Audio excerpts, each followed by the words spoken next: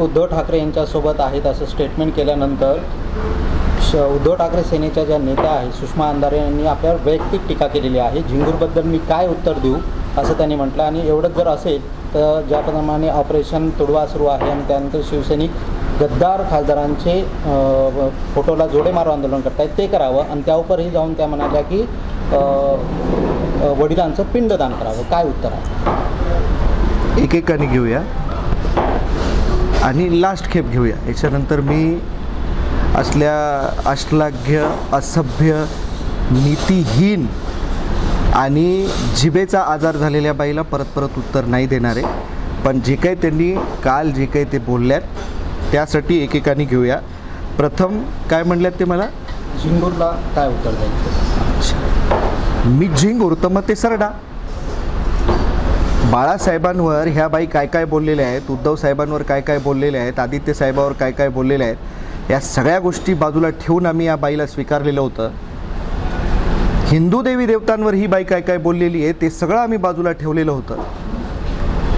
आणि मग आज हे मला कुठंतरी काहीतरी धर्माबद्दल शिकवतायत, नीतीबद्दल शिकवतायत. जुनं मलाही उकरता येतं, मलाही काढता येतं. वयाने लहान आहे म्हणून आपला आदर करतोय, गृहीत धरायचं कुठलंही कारण नाही. त्या सुशिक्षित असतील तर आम्हीही कोणी अडाणी नाही आहेत, बोलता आम्हालाही येतं. फक्त आम्ही तुमच्यासारखी आमची पातळी घसरू दिलेली नाही आणि घसरू देणारही नाही. आपण बोलत जा. त्या सगळ्या गोष्टी किती सुसंस्कृत आणि किती सभ्य आहेत हे महाराष्ट्र ठरवेल. बरं, त्यांनी सांगितलं की जर ठाकरे सेनेसोबत राहायचं असेल तर मग गद्दार खासदारांबद्दल जे जोडे मारो आंदोलन सुरू आहे ते जोडे आंदोलन आपण करावं.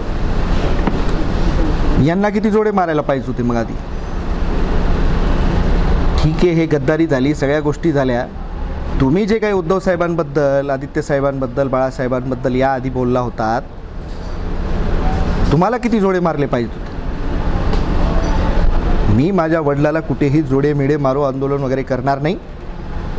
हिंदू धर्मामध्ये बापाचे पाया पडल्या जातात, त्यांना कुठल्याही स्वरूपामध्ये जोडे मेडे मारले जात नाही.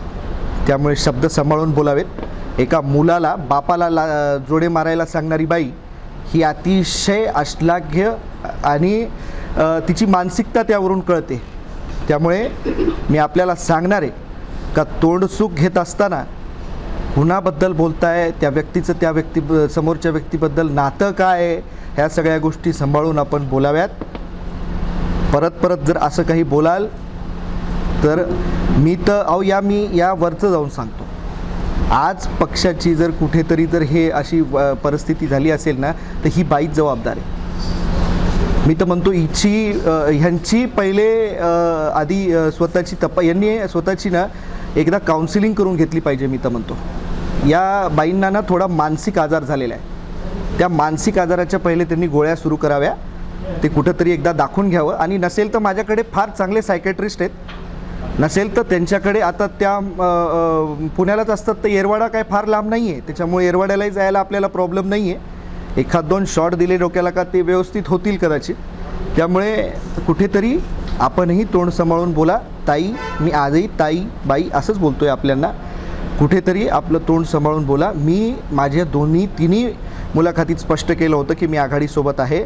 पण ही जर बाई अशी काही बोलणार असेल तर मी एक वेळेस राजकारण बंद करेन, पण असे लोकांना उत्तर देईन, राजकारण पॉज करीन. यावरी काय शिवसेना वडिलांबद्दल तुमच्या श्राद्ध घाला. अहो, श्राद्ध कधी घातलं जातं? कधी घातलं जातं श्राद्ध? माणूस मेल्याने ना. आत्ता वर्षभराखाली मी माझी आई गमावली आहे. बापाचे श्राद्ध घालून काय करू? अजून मला म्हणजे नीटचे 1 वर्षही नाही झालं आहे माझ्या आईचं श्राद्ध करून. मी तर म्हणतो या बाईचं श्राद्ध घातलं पाहिजे. हो, सामूहिक श्राद्ध घातलं पाहिजे. हिनं तर हिंदू देवी देवतांबद्दल जे काही बोलली आहे ना त्याच दिवशी ही हिंदूंमधून मेली असं आम्ही समजतो. आता तुम्ही म्हणलात की मला राजकारण पॉज करावं लागेल, म्हणजे नेमकं काय? नाही, हे बघा, मी कालपर्यंतही हे सांगत आलो की माझ्या वडिलांसोबत माझा अजून संपर्क झाला नाही. त्यांची भूमिका मला आधी समजून घेऊ द्या, नेमकं काय आहे काय नाही. मी आपल्याला वारंवार सांगतो आहे का माझा त्यांचा संपर्क नाही झाला आहे. मला माझ्या वडिलांची भूमिका समजून तर घेऊ द्या, नेमकी आहे काय.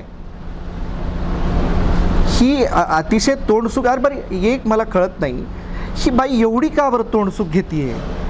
मी म्हणतोय ना, हिला काउन्सिलिंगची गरज आहे. हो, कसं आहे, बाकी कोणीच बोलत नाही आहे, ही चालली आहे. आता मी तर काल तर त्या याच्यामध्ये वर्धापन दिनाच्या कार्यक्रमात पाहिलं का रडतीये. अरे कशासाठी? एवढा पुळका कधी आला? त्या दहीहंडीचा एक व्हिडिओ आहे बघा. दहीहंडीच्या वेळेस ही उद्धव साहेबांबद्दल काय बोललेली आहे ना, तेव्हा नाही हे रडू वगैरे आला.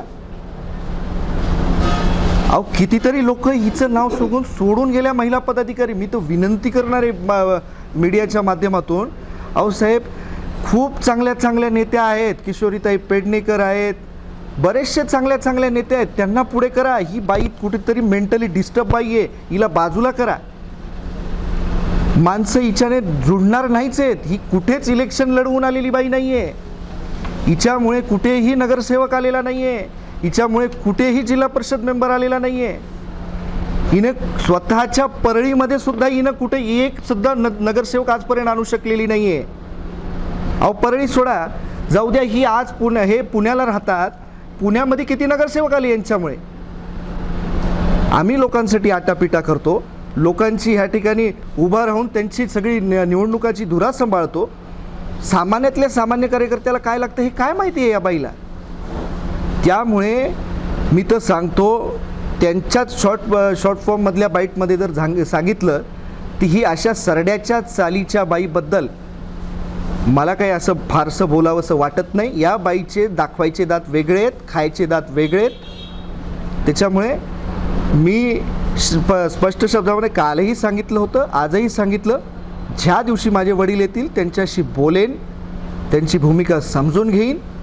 आणि ही जर बाई अशी बार बोलत असेल तर मलाही विचार करावा लागेल.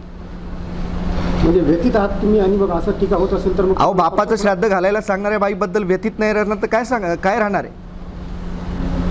कशासाठी श्राद्ध घालू? वैचारिक पातळीवर नीतींवर आपला विरोध असला पाहिजे. एका तुम्ही पोराला सांगता श्राद्ध घाल म्हणून?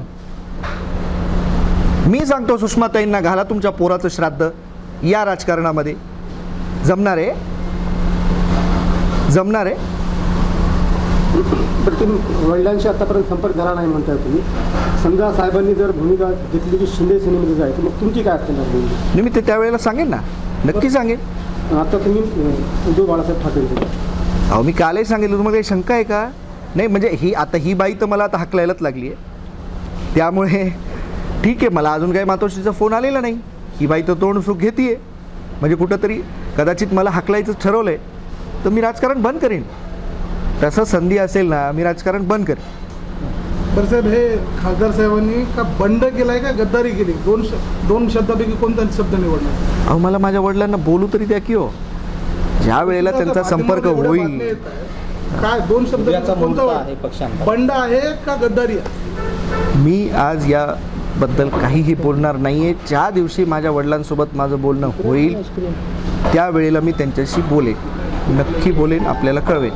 महाराष्ट्रातील ताज्या बातम्यांसाठी बघत रहा टाइम्स टुडे टीव्ही. सोबतच शेअर करा, सबस्क्राईब करा आणि बेल आयकॉन प्रेस करा.